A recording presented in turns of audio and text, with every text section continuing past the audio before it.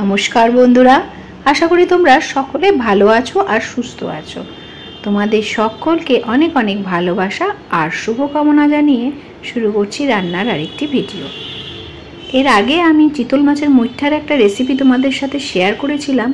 तखन बोलेछिलाम जे एर काटा एबं जे स्किनटा सेटा किन्तु आमी फेलबो ना, सेटा कि करब सेई रेसिपिटाई आजके शेयर करछि। এই যে স্কিনটা আর কাটাটা ছিল সেটাকে ভালো করে একটু হালকা ঐশোদুষ্ণ গরম জলে ভাপিয়ে ফেলে দিলাম, মানে যত জার্মস থাকবে সেগুলো বেরিয়ে যাবে। হালকা মিনিট 2 থেকে 3 মিনিট একটু বয়েল করে নেবে।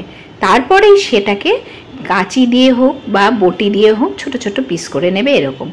আর এবার তার মধ্যে হলুদ, লবণ, লঙ্কার গুঁড়ো, কর্নফ্লাওয়ার আর একটু ময়দা বা বেসন দিয়ে এইভাবে সুন্দর করে মেখে নেবে আগে হালকা হাতে। এর মধ্যে কিন্তু জল দেবে না, কারণ তোমরা তো মাছটা পিস করার পরে একটুখানি বয়েল করে নিয়েছো, তার মধ্যেই পরিমাণ মতন ওয়েটিনেস মানে জল থাকবে, সেটাই গায়ের মধ্যে মাখা মাখা হয়ে যাবে। এরকম শুকনো শুকনো মেখে নেবে, নিয়ে তেলে হালকা করে এভাবে ছেড়ে দেবে। এক পিঠ সুন্দর করে ভাজা হয়ে উঠলে আরেক পিঠ উল্টে দেবে আর দেখবে মুচমুচে এরকম লাল লাল হয়ে উঠেছে।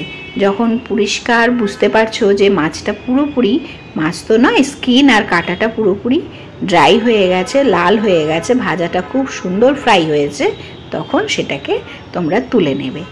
এটা তোমরা ডাল ভাতের সাথে খেতে পারো, এমনি খেতে পারো, এত সুন্দর লাগে না। আর কাটার ভয় পাচ্ছ তো না, কাটার ভয়টা পেও না, কারণ ওই যে তুমি কয়েক মিনিট বয়েল করে নিয়েছো তাতেই কাটাটা নরম হয়ে গেছে। তুমি যখন মুচমুচে করে খাবে কুড়মুড় করে দাঁত দিয়ে চেবাবে, দেবে খুব সুন্দর করে সেগুলো ভেঙে গেছে। আর যতটা পারবে ছোট করে কাটবে, তাহলে কাটা লাগবার যাদের খুব ভয় আছে দাঁতের কোনায় বা মাড়িতে, তাদের পক্ষে সেটা খুব সহজ হবে। দেখো কি সুন্দর ফ্রাই হয়ে গেছে। আমি এটা চায়ের সাথে স্ন্যাক্স হিসাবে এখন ওদেরকে দেব। ওরা সবাই খুব এনজয় করে এই খাবারটা। আমি কিন্তু এই রান্নাটা শিখেছি আমার শাশুড়ি মায়ের কাছ থেকে। মানে বাঙালরা কোনো জিনিসই ফেলে না, সব কিছু রেখে এবং বিভিন্ন পদ তৈরি করে সেটা রিইউটিলাইজ করে। তা চলো, আমার রেসিপিটা কেমন লাগলো চট করে লিখে ফেলো। দেখা হবে নতুন একটি ব্লগে। ভালো থেকো।